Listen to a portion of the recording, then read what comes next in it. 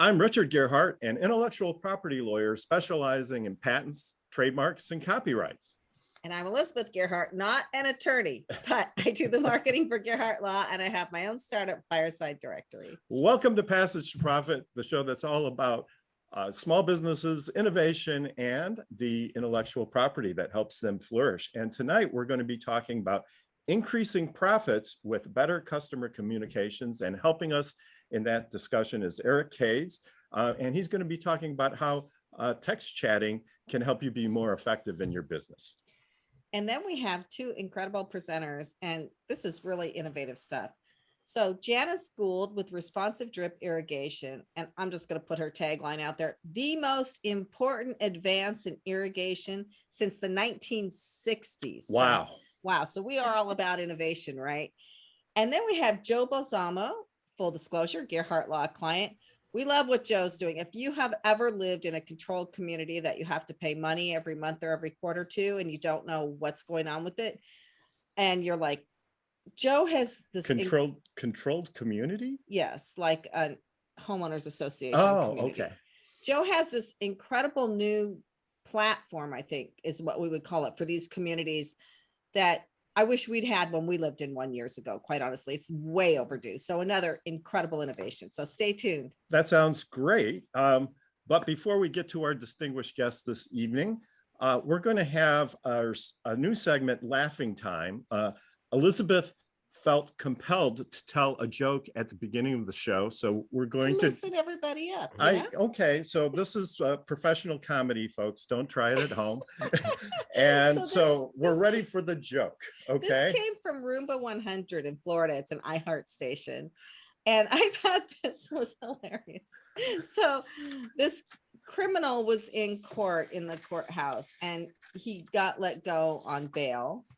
And he was arrested shortly thereafter in the parking lot of the courthouse, stealing from cars.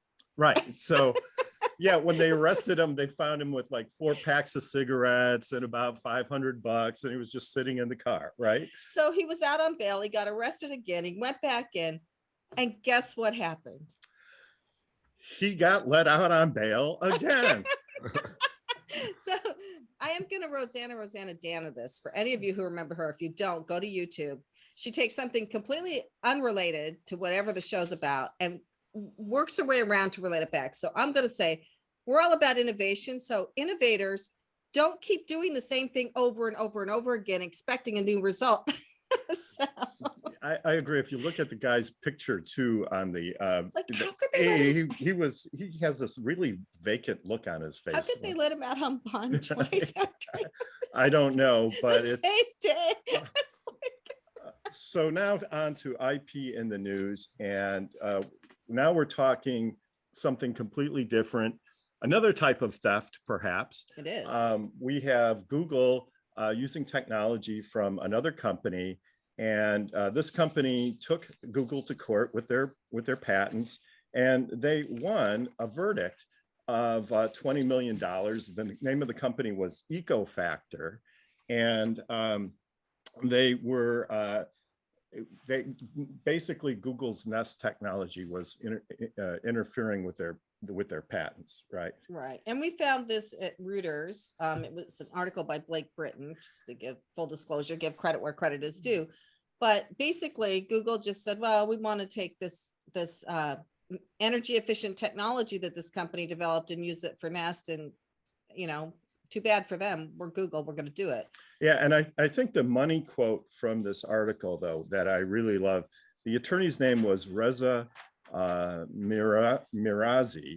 And I don't know Reza, but what he said just, I think, nailed it. He said, the only place in the world that a small but innovative company like EcoFactor is on equal footing with Google is inside a courtroom in front of a jury. So I really like that, because at least with intellectual property, you have a tool to fight with large companies that are much bigger, and that's what the IP system is supposed to be about. So that gives me warm fuzzies when I say that. I'm going to have that memorialized someplace.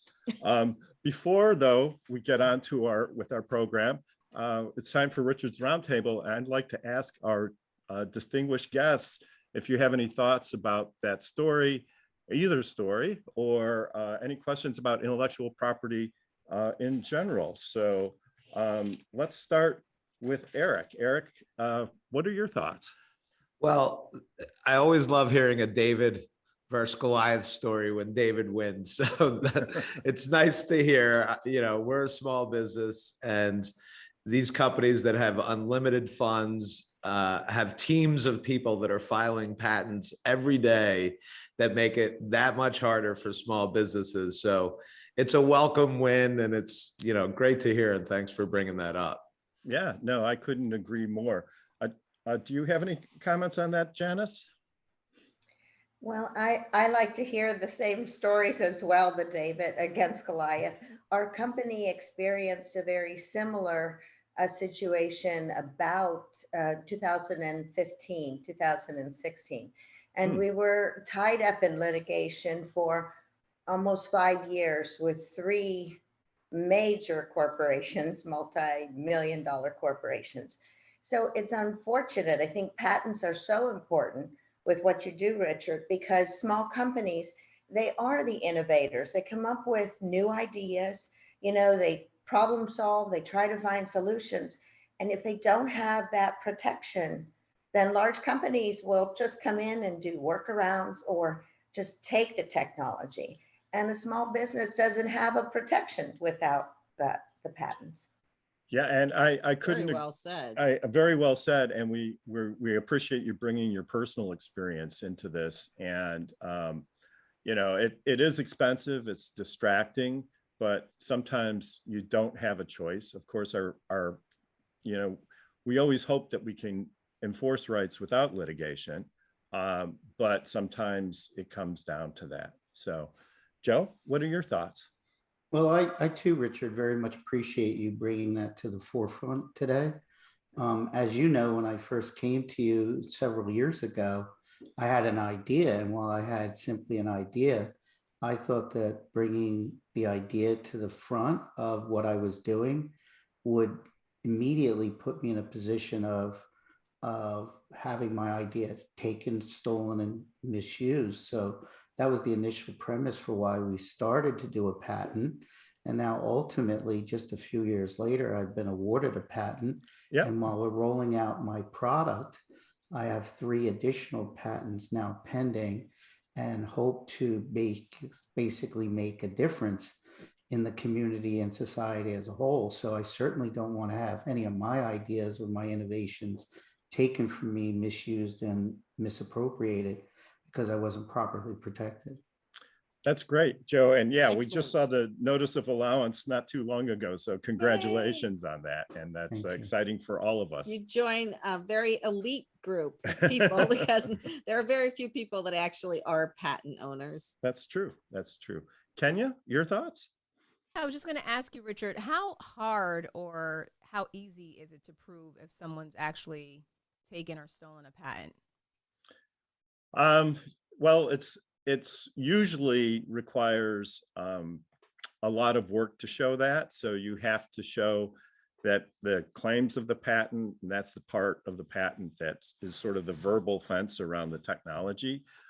You have to show that the elements of those claims are being met by the infringer, which basically means you have to match up the patent to the technology that the misappropriator is using. And that can be difficult, it can be hard, it just depends on the technology.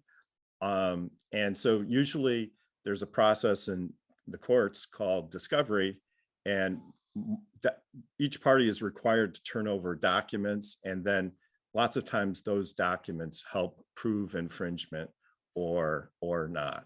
So as we said, it's expensive and it's distracting, but sometimes you're left without a choice. And hopefully it works out well, because our court systems are always interesting places to litigate. So Except when you go before a jury, I think your odds are better because they see themselves in you. And so you really do get a fair shake when hopefully most of the time when you go before a jury. I think so. And I think that's why I like that quote, because he said, basically, you can go through all the machinations, but when the rubber hits the road, it's really standing before a jury and letting normal people decide what's fair and what's not fair. And I think that's a very powerful statement. Excellent. So yes, it's now time for us to take a brief commercial break. We'll be right back,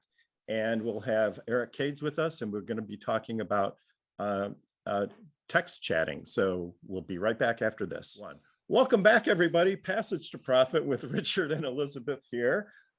You heard laughter time before we got into this, and then Richard's roundtable and a great Goliath versus David versus Goliath story about Google and ecosystem. And you heard comments from our guests. So I think we're off to a great start. Now it's time for our guest this evening, Eric Kades. He's the founder of TextChat.com. He's an expert in text chatting, and we're happy to have him with us. So welcome to the show, Eric. Thanks for having me. I'm super excited to be here. So tell our audience, for those who may not be familiar with text chat, can you tell us a little bit about what it is, what it does, and your role in that? Sure. I've been in the contact center business for 20 plus years. Of course, started out just answering the phones and outbound sales calls. And of course, we all know how powerful text messaging is today. And that's what we do more than talk on the phone. And about 10 years ago, there was something a new technology that started to come out maybe 12 years ago called live chat. So you go to a website, you've all probably seen it, where a little button pops up and says, hey, how can I help you? So we were really early in that game, and we went to our voice clients and said, hey, you're spending all this money now to bring people to your website. Why don't you have a way to communicate with your website visitors instantly? So we did that.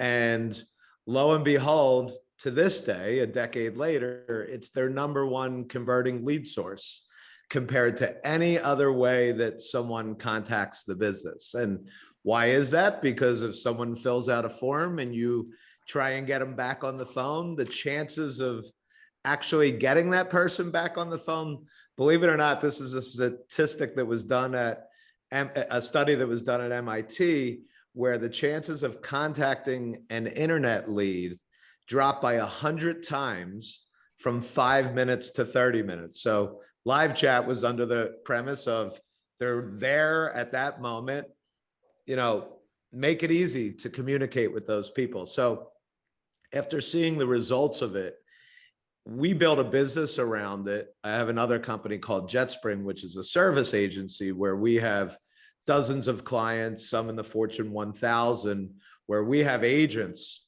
round the clock, answering live chats and if people text into the company. But even though we're doing this for large companies and had a lot of employees, we didn't get a lot of traffic on our website, and we were struggling with our own live chat. And why is that? It's because prospective clients would come in and ask these really difficult questions that our agents weren't that highly trained on. They're highly trained on our customers' businesses. But when someone came from a University of Michigan and asked a difficult question, they would usually get an answer like, well, that's a great question. Let me take your information and someone will get back to you. And that reflected poorly on our business. So building a contact center company and a technology company, I was trying to solve this problem where our sales team could answer these live chats easily and then not have to go to the big contact center where these agents are working on other clients. And I had this aha moment a couple of years ago during COVID, actually, and this helped save a lot of businesses, a lot of retail businesses during COVID, of how about if we send a text message to our sales team when someone wants to live chat on the website, and then allow them to respond via text message to the person on the website. And we did that. We built it for ourselves. We started closing deals. We started giving it to friends and family. They started closing deals. And really TextChat was born over the last couple Wow. of years. Well, that is something Gearhart Law should be using. Well, Probably. if I can just jump in here and I want say, to just, okay, go ahead. just but I real want to quick say something. though, I think our experience validates the MIT study, which said that the sooner you get back to a lead, an internet potential client, that the more likelihood is you're going to engage them and start a conversation. Because if that person wants to talk now, and if they can't get you, they're just going to go to the next person on the list and they're going to contact them, and they're just going to keep going until they get somebody who picks up the phone or whatever. And There's another statistic that 80% of consumers buy from the first business they talk to. Wow. Right. wow. Well, I was at a networking thing and they did like these questions to the people at the thing. And they said, what is the most important thing about choosing a business to work with? And everyone said, answer the phone. That's right. And no one does it.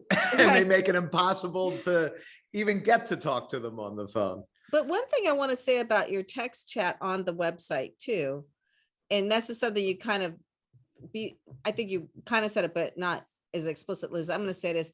It does keep people on your website longer.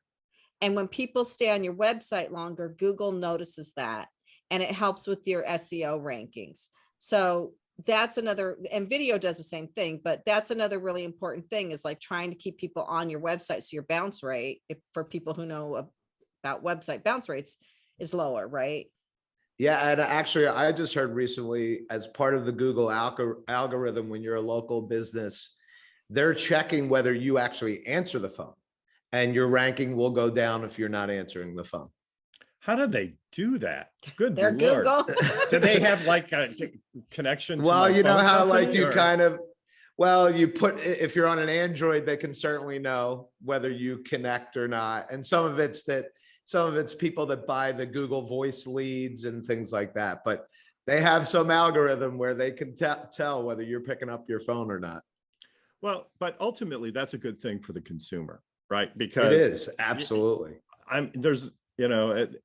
we had a live receptionist for years. And then when COVID came in, we went to an answering service. And I can't tell you And they're that's not just the same. not a great solution.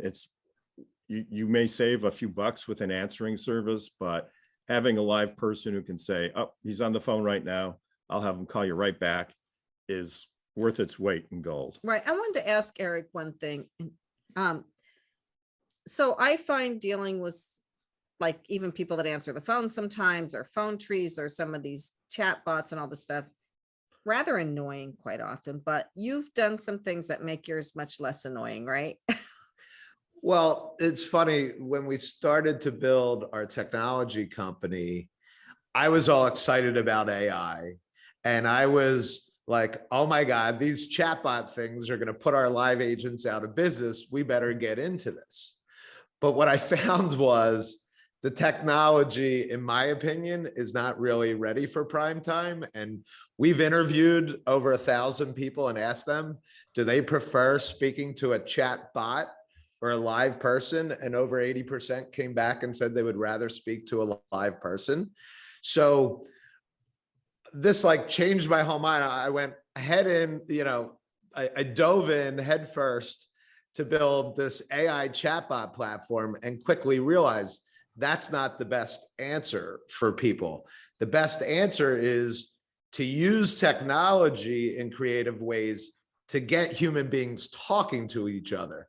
So we have this chat back technology as part of our text chat platform, where if you don't, look, if you're a small business, you might not be in front of your computer. You might not be able to answer that text message. You could be a one-person business at the exact time person's on the website. But our chat back technology makes it convenient for both the consumer and the business owner to get back in touch with each other. So let's say no one's there to answer. What we tell the person is, sorry, no one's available right now, but if you give us a way to contact you, we will notify you when we answer your question. So we either notify you through an SMS or we notify you or a text message, to not be so technical, but or we notify you through email with a link. So business owner comes in, sees you have a question, do you handle trademarks related to your business? We And do. of course you do, but you weren't able to pick up that chat right when that person asked the question. Now you go back in, you answer the question, the person gets notified that you answered. And if they click on the link, you can both be back in a conversation at the same time you're both available. So to answer your question, Elizabeth, I changed our focus into how can we use technology to save people time and get them talking, as opposed to using technology to try and cut costs and keep humans out of the conversation. Wow, that's an amazing philosophy. I love it because I really do think that business, regardless of all the automation, is still based on human relationships, right? And the question 100%. is just how can we get more time? Kenya, I mean, what are you thinking at this minute? I was just curious, is there any sort of social media interface that you plan to incorporate into this? Because, Instagram is Can like you hold on, Kenya? You're going in and out in my headphones. Can you hear me? I could okay? hear. Okay, you can Can- hear. And also when you write on that, it jiggles the whole table. Okay. Could That's you start the question over? I don't know what, but in my headphones, you're going in and out. Oh, okay. I was just curious if you had any plans for any social media interface for the platform, because Instagram is like, it's a whole marketplace now. And a lot of the Instagram pages are really like people's websites, right? So I just was curious to see if you plan to. Yeah, actually, we have that in beta that we're integrated into Facebook Messenger and Instagram. Awesome. Great. So who are your customers mostly? They run the gamut, everything from law firms to, There you go. gyms. If I know to, anybody. to gyms, to e-commerce stores, anyone that is trying to bring people to their website and wants to capture that lead when that person's on their website and give them another way to communicate with you. And frankly, people don't want to call because they're going to get the IVR and the phone tree. And when you call, you're tied to that phone call. You can't do anything else. When you chat, you can do something else. And when you're waiting for an answer, you're not tied, just sitting there waiting. So any business that wants to communicate with their customers is a good prospect. So I just want to point out, though, that in our kids' generation, I guess Lindsay's a Gen X, she will do anything to avoid calling somebody. So if it comes down to like buying a pizza, Can I online order it? she'll like, if they don't have an online way to do it, then she won't call a pizza parlor. She'll only do it online. And it's so I guess it's the way of the future. guess, they're yeah. the next generation. So, businesses need to adapt to that, or they're going to go by the wayside of the buggy whip.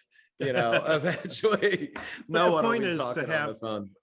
Both options available. So All the channels you can. The more channels Right. you have, the better off you are. Different ways to capture different people who want to communicate differently.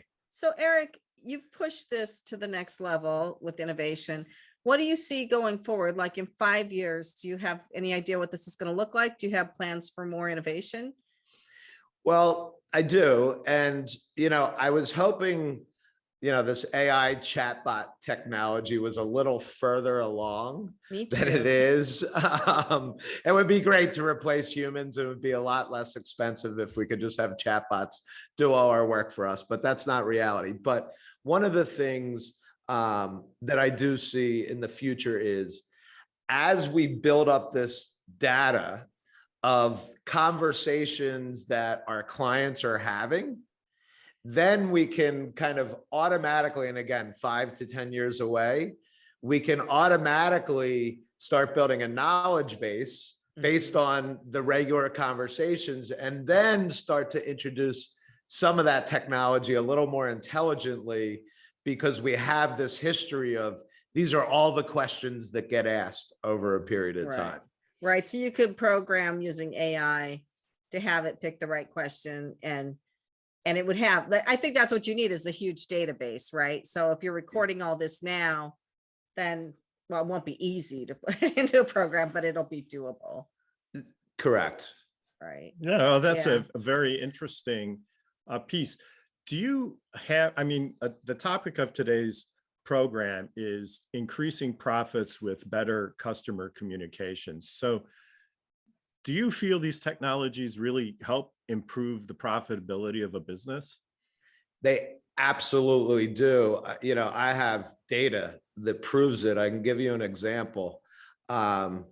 We work with a lot of higher education clients that we do live chat on their website. That's my JetSpring company that has agents 24/7, international students coming in that can't call on the phone and things like that at different times of the night.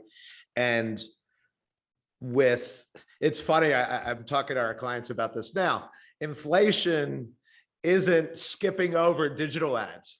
They're going through the roof too, you know? And Right. so using the old methodologies, not only are your costs going up, but your return on investment is going down. And we show that when we speak with someone on their website and then track that through to enrollment, we enroll people through that communication 100 to 200% more than anything else they do in their business, which are the typical, you know, lead comes in maybe on a Saturday, someone calls them on a Monday, they try and get them back on the phone, no one's picking up the phone, maybe they text them, et cetera, et cetera. But when you have that person right then and there, when they're shopping for that item and you answer their question right then and there, you got them. Like I said earlier, over 80% of consumers buy from the first business they talk to. So it drives conversion through the roof when you communicate immediately.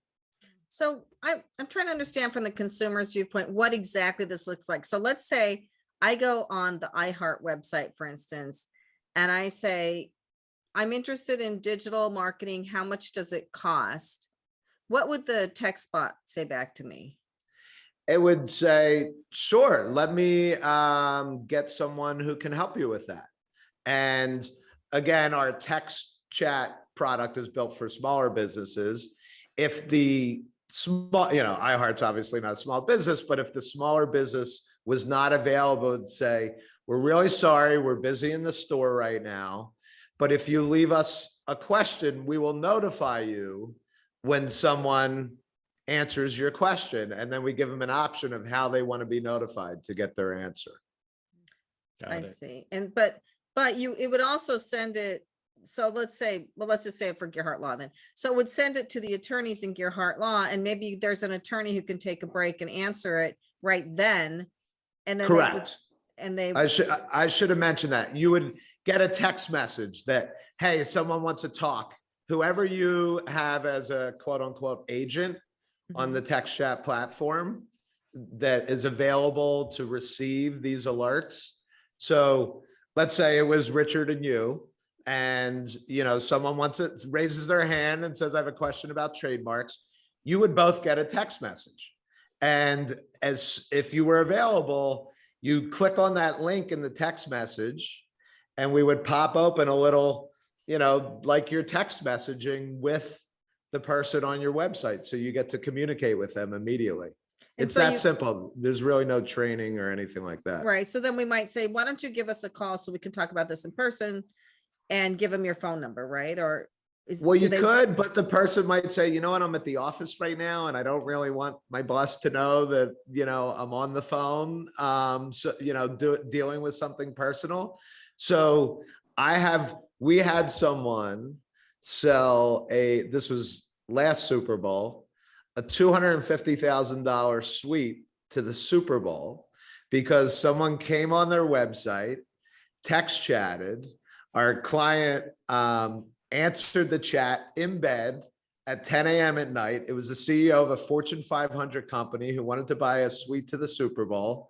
He completed the whole conversation from bed, and he had $250,000 wired into his account on Monday morning for that suite. And the guy Easy. literally Sounds so easy, doesn't it? and the guy literally said, I went to all these different websites. They had live chat. No one picked it up. You were the only one who picked it up, and he got the deal.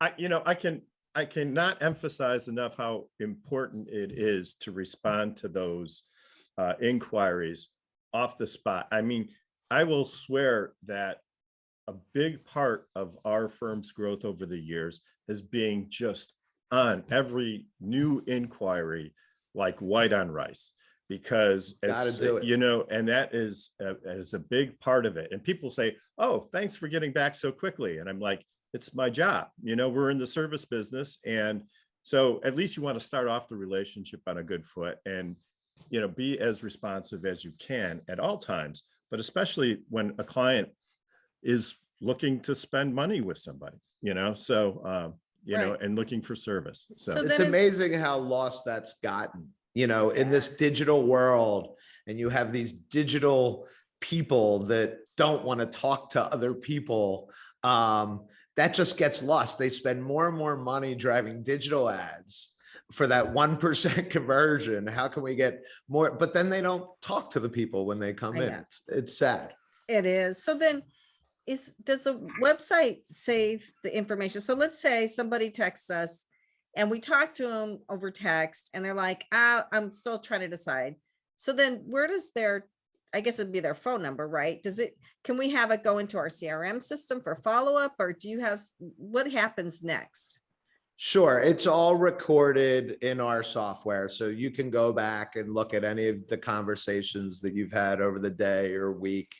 They can be imported into your CRM if you want to get sophisticated. But for the most part, you just log into our software and you see all your conversations.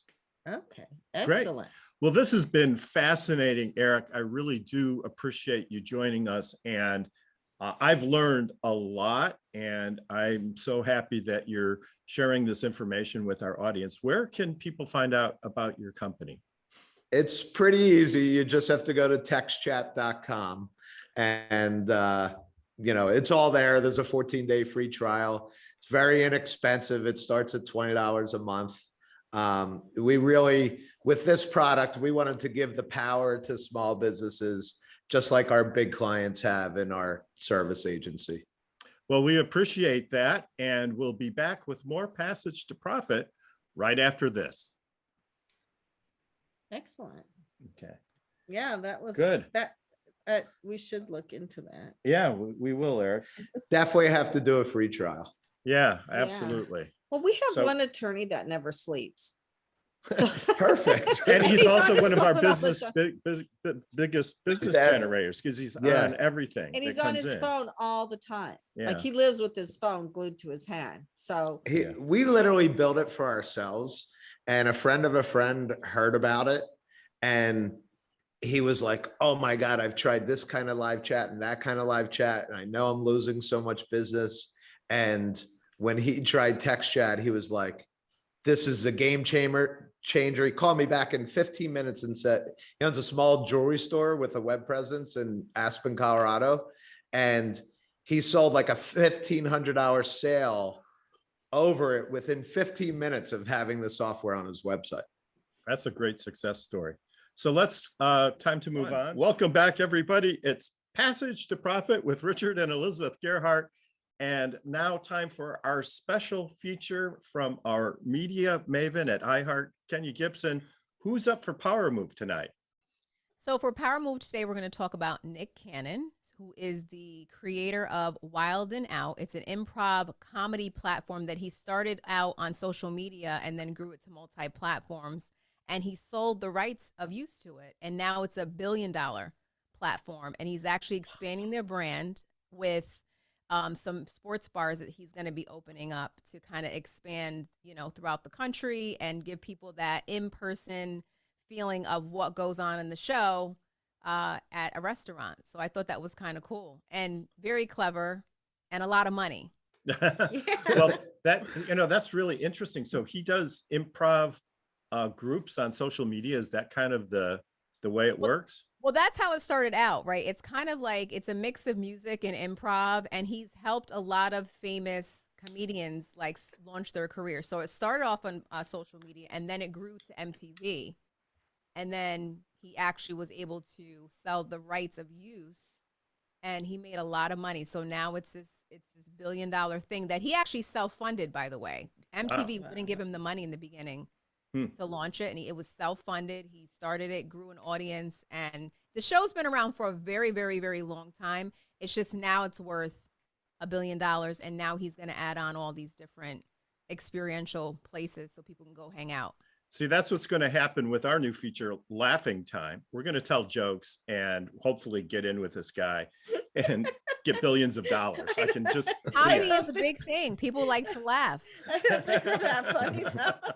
You do. I That's- do think it's pretty funny that they let the guy out on podcast. But anyway. Okay.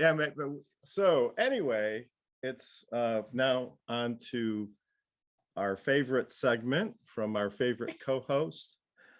Time for the fireside update. So Elizabeth. Yeah, so for those of you who don't know, I have a startup called Fireside Directory, where I interview small business owners and put them on a directory, a video directory.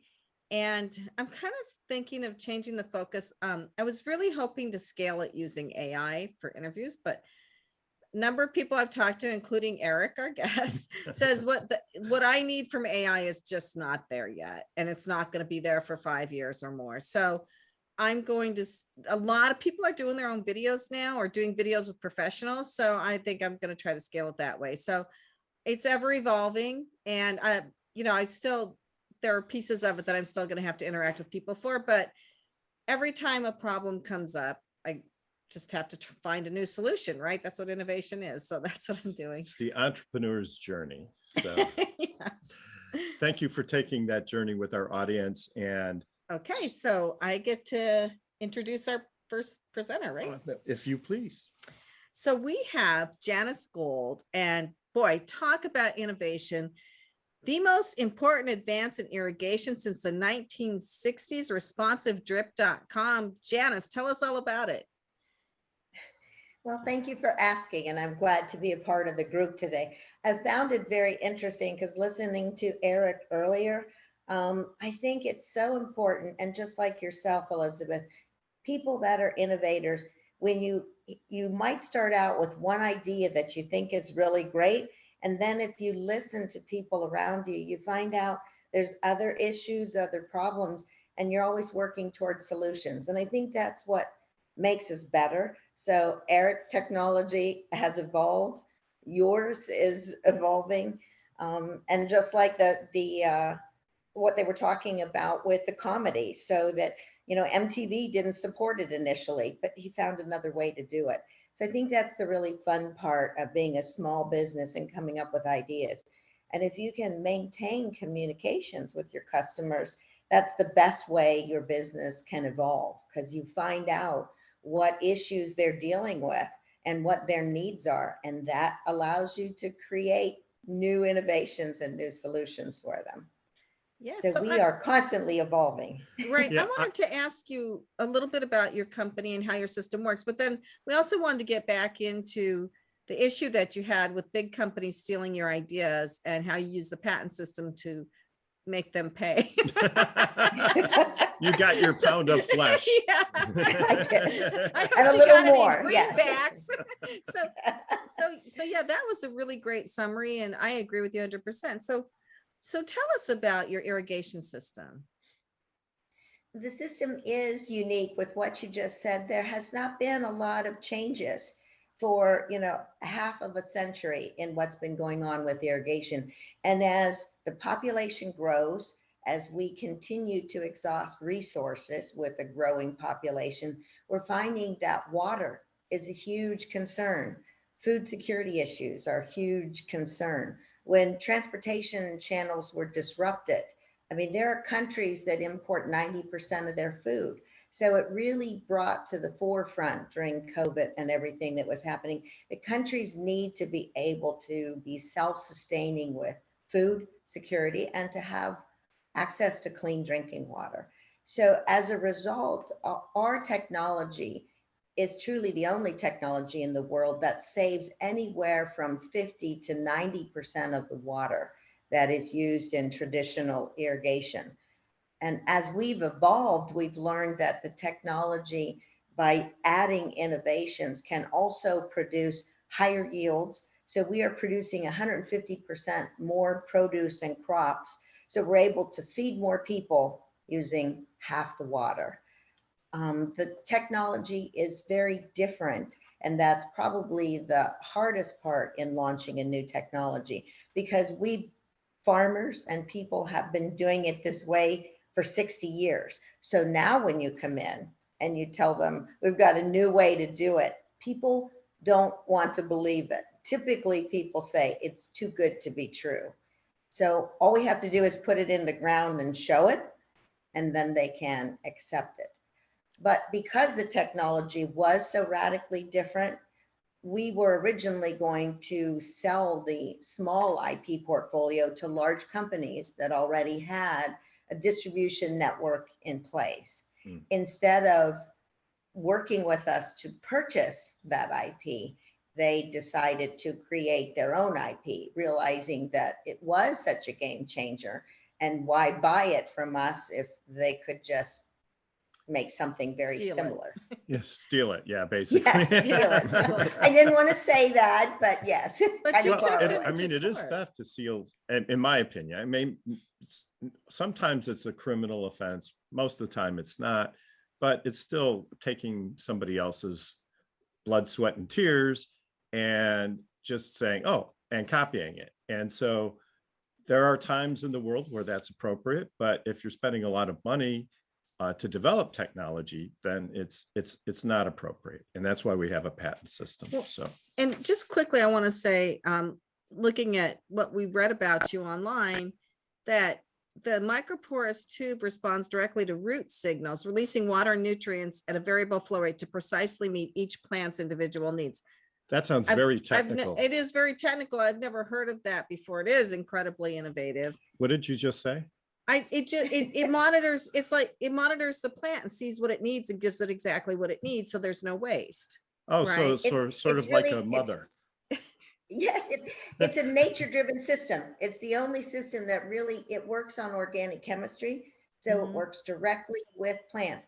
And the nice thing is, if you are a small farmer in a remote region, say Africa, and you're just trying to support your family, or you're a refugee in a village, you can plant on the same system tomatoes, onions, forage grasses for livestock, and the system will irrigate each plant differently with what it needs, because it's reacting to plant signals. That's So it unbelievable. makes farming very easy, makes it, Yeah. takes the guesswork out. So how many different categories of, I mean, how does it know? I mean, that's the thing. If it's the roots are saying, I need this much water, how does your system know how much water to give them? It's all based on chemistry and chemical bonds with water. So the plant roots, what they give off, have a stronger attraction to the water. Otherwise, our tube holds the water until the plants start pulling it out.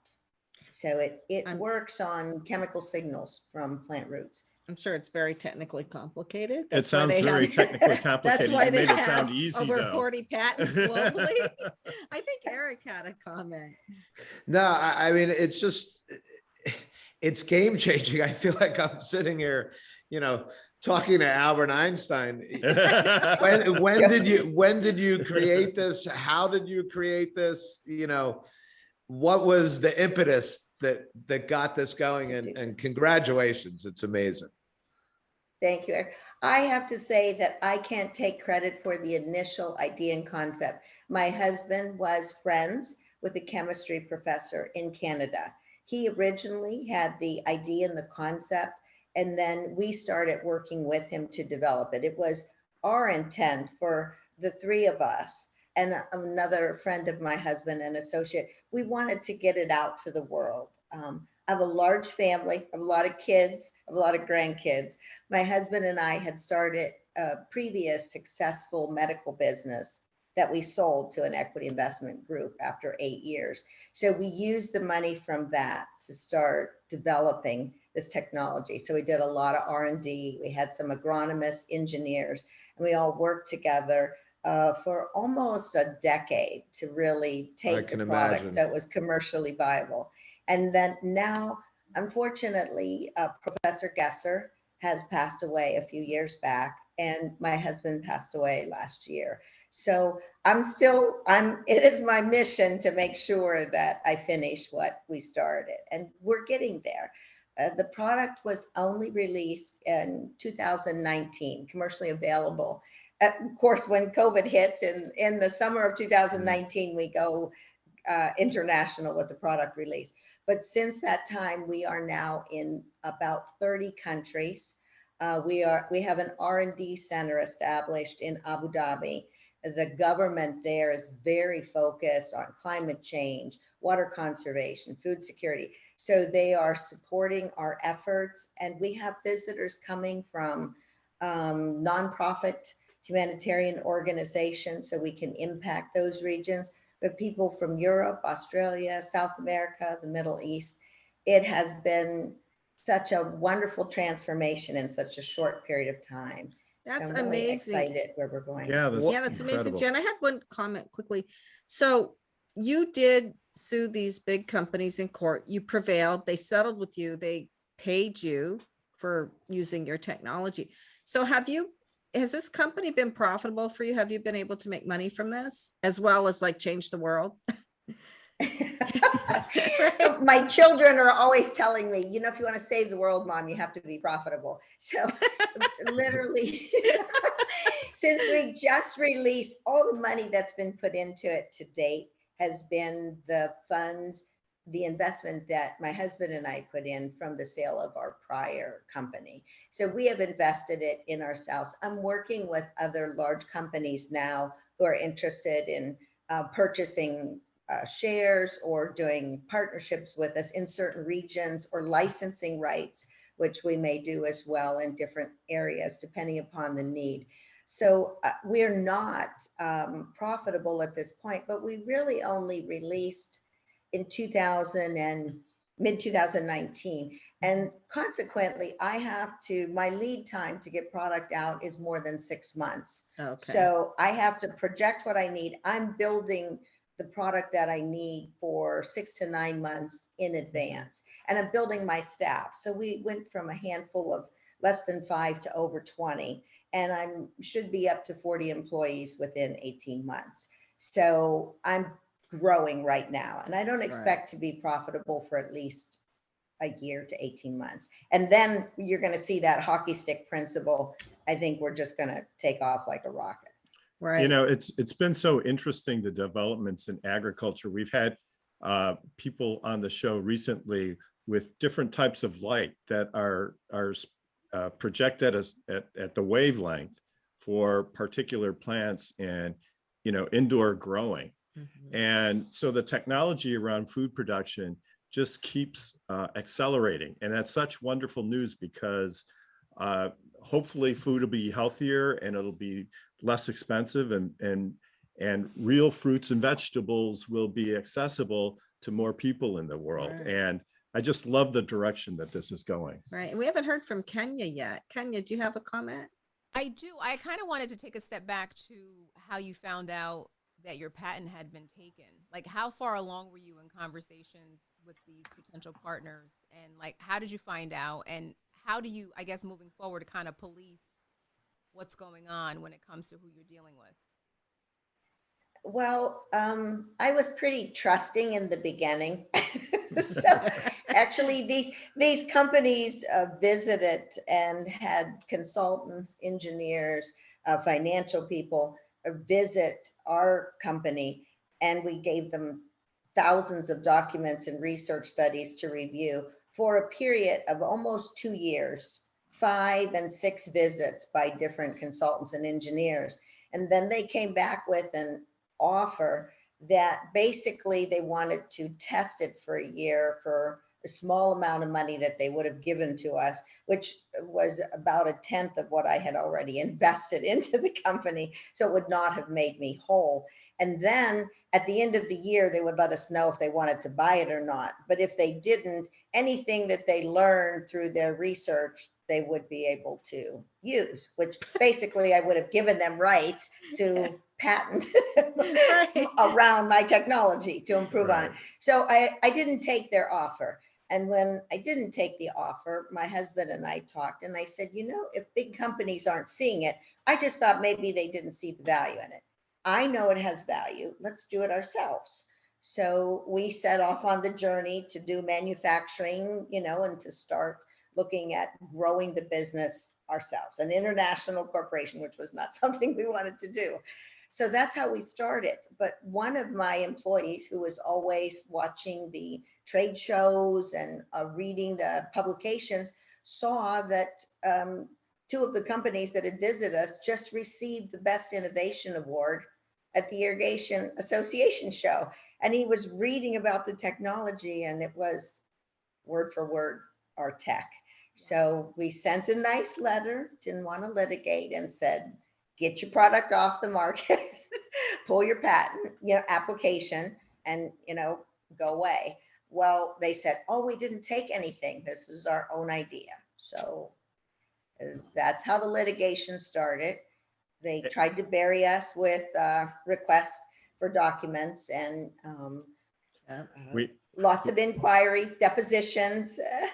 We submitted over 750,000 documents. They did not think that a small company had collected that much data, but we did. And Jan, one of the things that you said, though, that I think would be valuable for our audience was the importance of documentation if you're working in a highly technical area like this. So could you expand on that a little bit for us? Not only your technical documentation, we saved, all our tests and records were on a server. Everything was backed up colo. But in addition, we had a contact tracking base it kept track of every email, communication, documents we had shared, even phone calls that they left messages about how revolutionary this technology was, which they later tried to say it wasn't. All of these were there. It was all in the court records. So documenting with a contact, a CRM, and also keeping all of your records backed up, stored in a separate location, so that no one could say that we tampered with any of the documents. It was frozen in time, and all those electronic records went to the court. Well, that's amazing. Very important. Yeah, it's amazing you prevailed, because those big companies can hire pretty expensive lawyers who have a lot of tricks up their sleeves, and they do try to trip you up on the documentation and the depositions and everything. Well, they had in-house counsel and then outside counsel. I called them outhouse counsel. Sorry. No, we're on your side with this. We represent entrepreneurs, and occasionally we do have to go to court, and we stand in your shoes in many cases, and we understand that a lot of these corporations have open checkbooks. And so you really kind of need to have, and obviously you were represented by excellent counsel to get this result, but you really have to be, effective. And so obviously you were. Talk about David versus Goliath. You had like 3 Goliaths, right? It was interesting. And then going international was very interesting, and trying to serve, under the Hague Convention regulations. One word of caution, I think I might say, and that is your counsel is very important, Richard, so that whoever you're working with, we actually got rid of our initial counsel when we first started this. It was a large firm, should have been able to give us good advice, but sometimes a small company gets lost in these very large firms. So it was costing us a lot of money, and maybe they needed Eric's technology, but they weren't responding. So we ended up going with smaller practitioners that were, they really read all of our documents and were very involved in our case. And we had our 2 attorneys and 2 patent attorneys, and they went up against literally I would say teams of 20 to 30 attorneys for each of these corporations. And we still prevailed. And that's just because they were very good attorneys. I felt very confident in their abilities to work with us. We That's feel great. like small firms give excellent service. We feel There like you go. Gearhart Law treats our clients like gold because to us every client is gold. Right, and Right, so- and I agree with you so it's difficult to generalize. I mean, there are Right. excellent large firms out there, and they have a role, but you know, you can it does boil down to the individuals involved, and we're Right, glad that you and- found somebody effective. and the So, ability, as you said at the very beginning, when you started, the ability to pivot if something isn't working. But unfortunately, we have to wrap up the segment. Janice, I'm just blown away, quite honestly. I like, Me too. right? You're This my is- idol. This is amazing. It's amazing, and I hope you change the world with this. And if Well, people can, if anyone would like to visit, you can check out our website. We've got Yes. lots of things going on, new projects. It's responsivedrip.com. And you can also go to the Abu Dhabi Investment Office to Instagram. But there's videos on there and projects that we're doing around the world. So you can see what's happening. You can check out our videos on YouTube as well.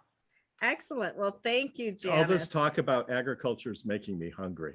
Of course. So, listeners, you are listening to Passage to Profit with Richard and Elizabeth Gearhart, and we will be right back after this message. Welcome back, listeners. You're listening to Passage to Profit with Richard and Elizabeth Gearhart, and it is my pleasure to introduce Gearhart Law client Joe Balzamo. Joe, you know, Richard and I lived in an HOA community, and he'll tell you what that is. We wrote a check every quarter, never knew where that money went or what was going on. And this problem Joe has solved related to that has been a nagging problem for decades. So welcome, Joe. Tell us what you've done. Well, thank you. Thank you for having me today, Richard and Elizabeth. Well, I've worked with Richard for a number of years on this initiative. I'm very happy that we've been awarded a patent for this technology.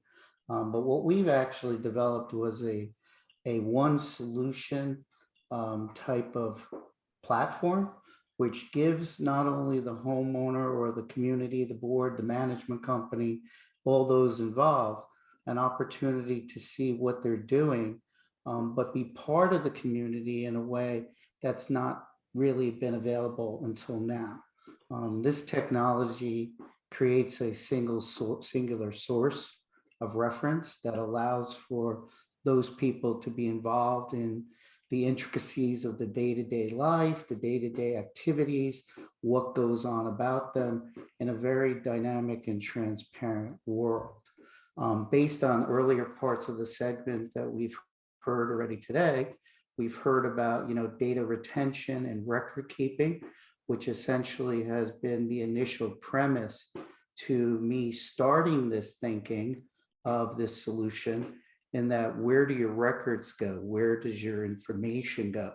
How do I source this information? And most importantly, how do I retain my records, and how do I utilize my records when things take place and transpire, like litigation? And so while we've heard that, been part of what we've heard today, our solution was to come up with a way for the client to actually own their data. Not only they own their data, but they retain their data. And while they retain their data, they'll have their data stored for them in an encrypted environment that's built on the World Wide Web, or the AWS, and gives the group as a whole all that's necessary to provide them an experience that is more to what Elizabeth had just mentioned, is where does my money go? What activity has transpired? But more importantly, what's going on around you as a community?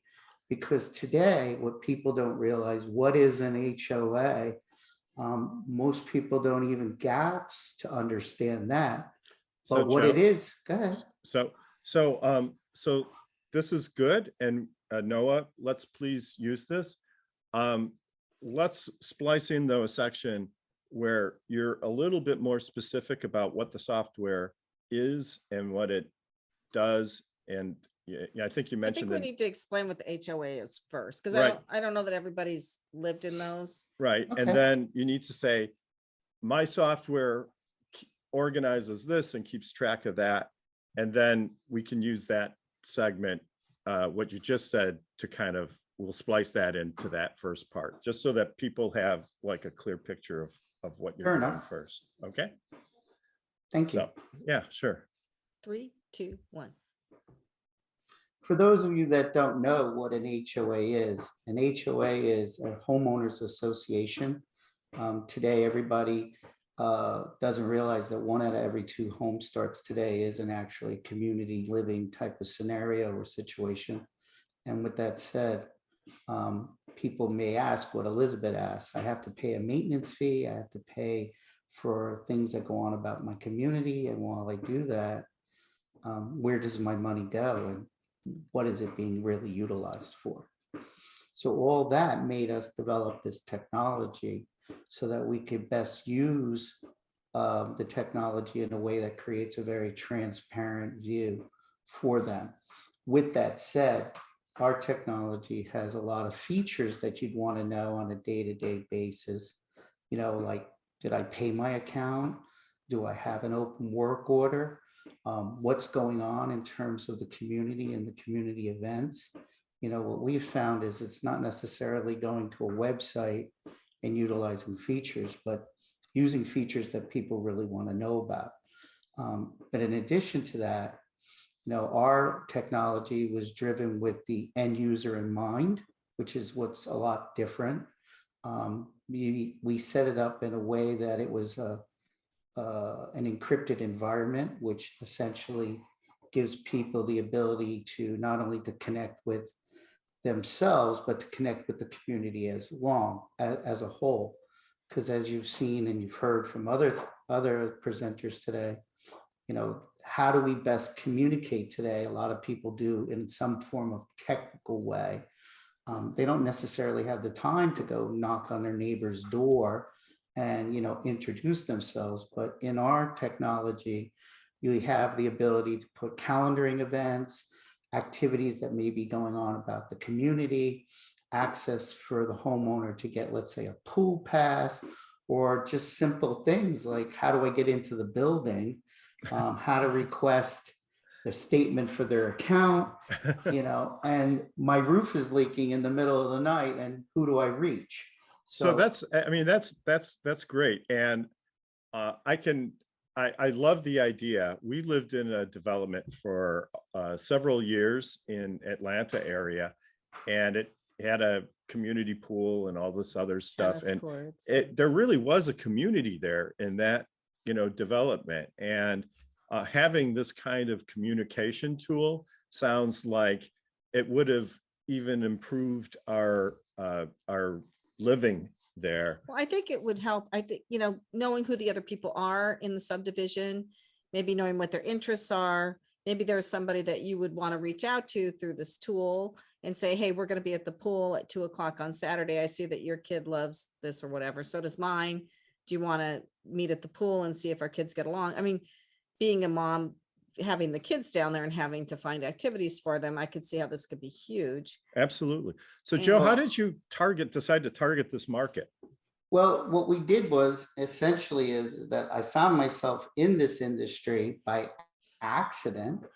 Quite frankly, I came to the area where I was, oh gosh, it was in the 90s. And, you know, at that point, what was a condominium? What was an HOA? What was that? And ultimately, I started doing this business or this type of work in a small part-time way. And now it's kind of developed into a full-blown business for me. And over the years, especially the last 5 to 10 years, it's been very hard to find a solution that was a singular solution where I can, for the most part, not only keep my records, but keep the client's records in a way that was pristine. Because unfortunately, in the world that we live in, you know, data and data retention is paramount. And as in anything, there always tends to be some form of dispute. And to be able to have all the records that were presented earlier in some form of forum that could easily be, accessible so that everybody could get on the same page. And the way that we look at it, you ultimately end up sharing one singular truth. So while we might have a difference of opinion, I designed this in a way so that ultimately it's auditable. And while it's auditable, people can ultimately agree to disagree. But when you audit it and you're all looking at the same circumstances and all the facts, and they're in the same environment, without a doubt, it creates one singular truth. And if you Right. have one singular truth, it resolves a lot of disputes. So Joe, I have to ask you, so when we moved in our subdivision, the people we bought the house from and the neighbors next door hated each other. Like they had gotten into these wars. So the woman that we bought the house from got on the board of the HOA and specifically got them to pass rules that she knew the neighbor would be in violation of.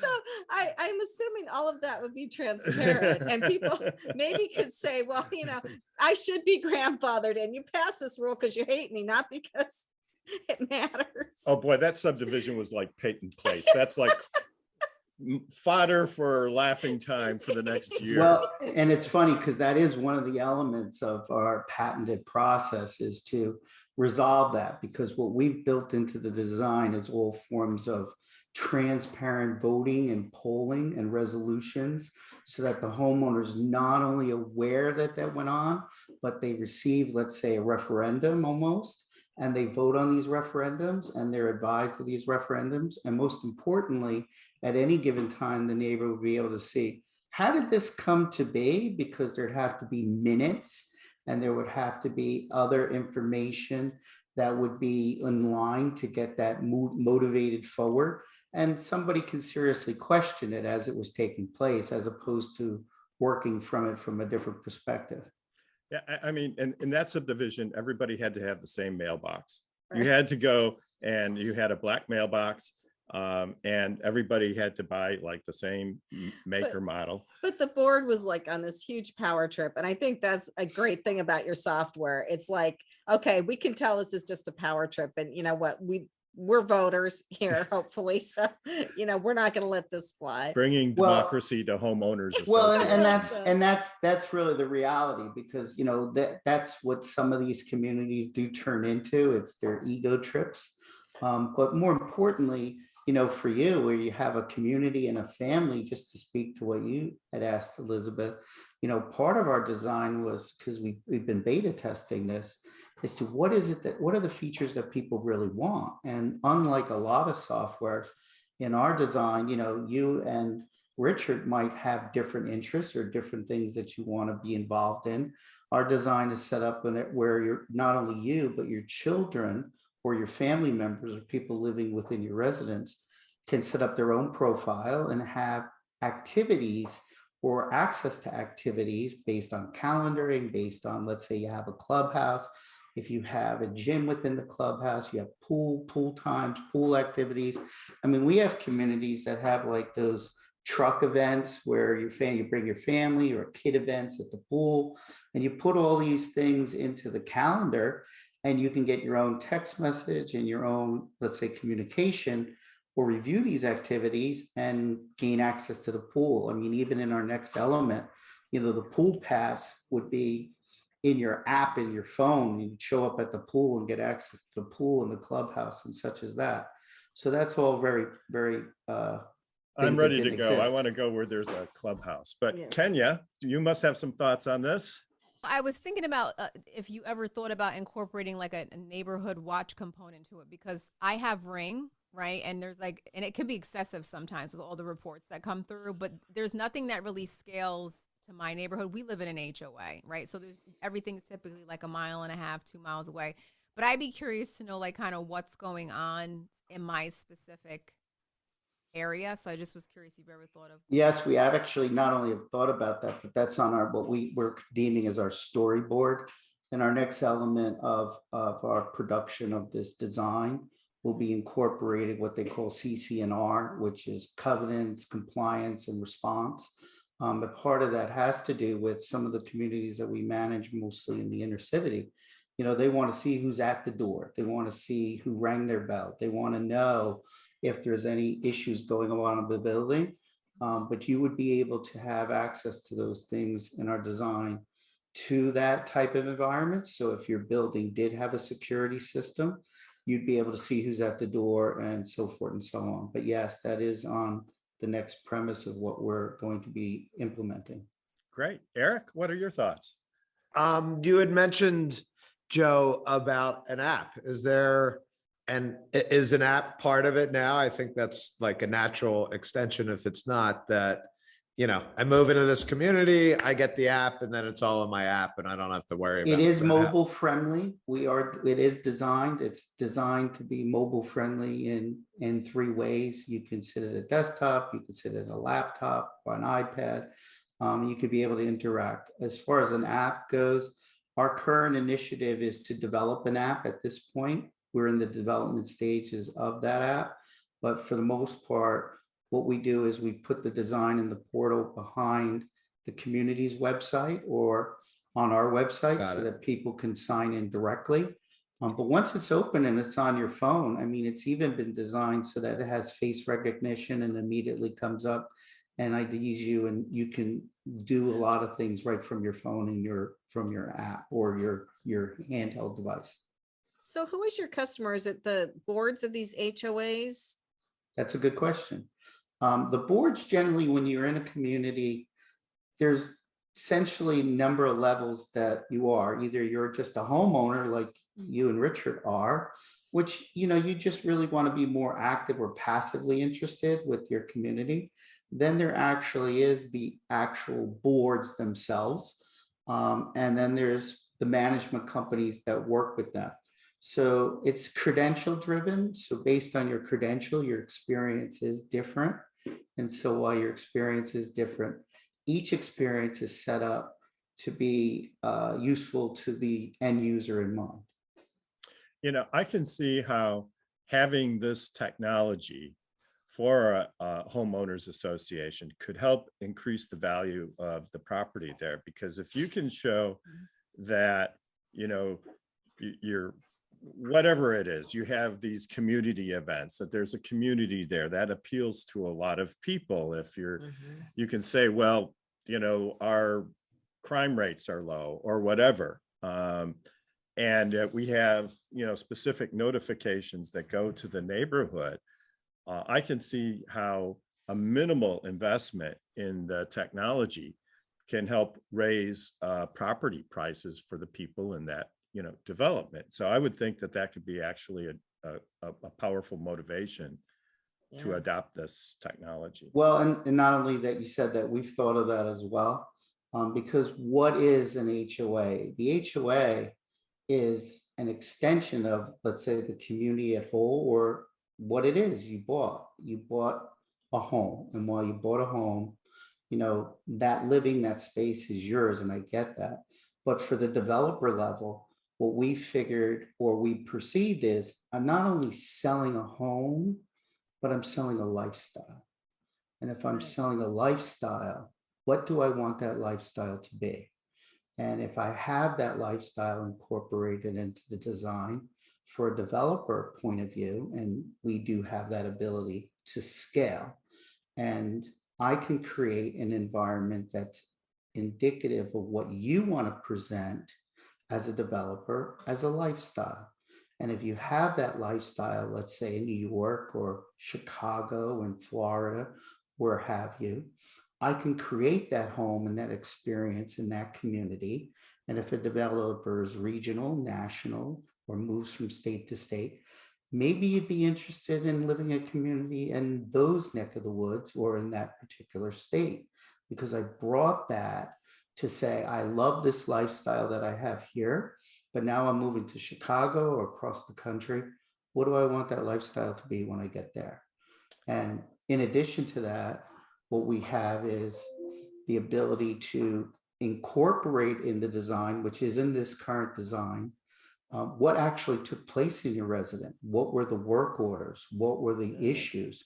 What were the things that made my property valuable to the homeowner that lived in it? And what's the value that it has within the community as a whole?